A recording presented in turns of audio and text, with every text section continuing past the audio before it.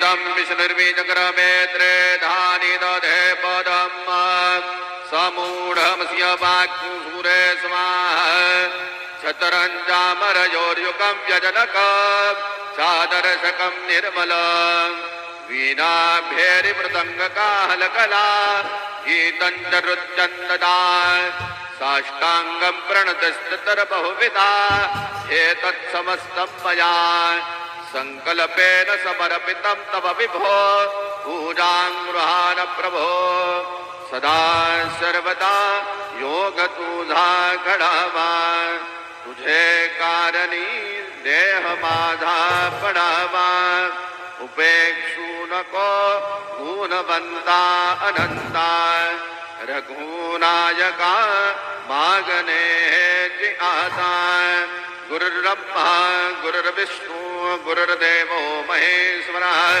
गुरुर्साक्षात् परब्रह्म तस्मै श्री गुरवे नमः। सद्गुरु साईनाथ देवताभ्यो नमः।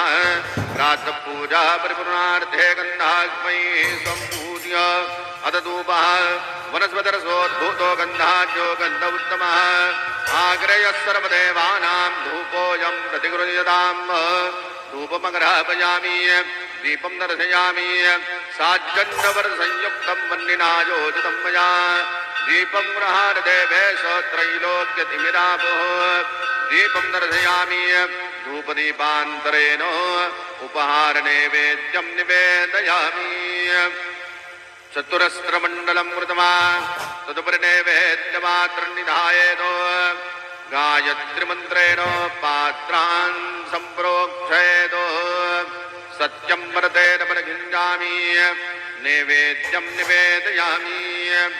ॐ प्राणाय समाः ॐ अपानाय समाः ॐ व्यानाय समाः ॐ उदानाय समाः ॐ समानाय समाः ॐ ब्रह्मणे नमः। मध्ये पानीयं समर्पयामि पुनर्नैवेद्यं निवेदयामि। ॐ प्राणाय समाः ॐ अपानाय समाः ॐ व्यानाय समाः ॐ उदानाय समाः ॐ समानाय समाः ॐ ब्रह्मणे नमः।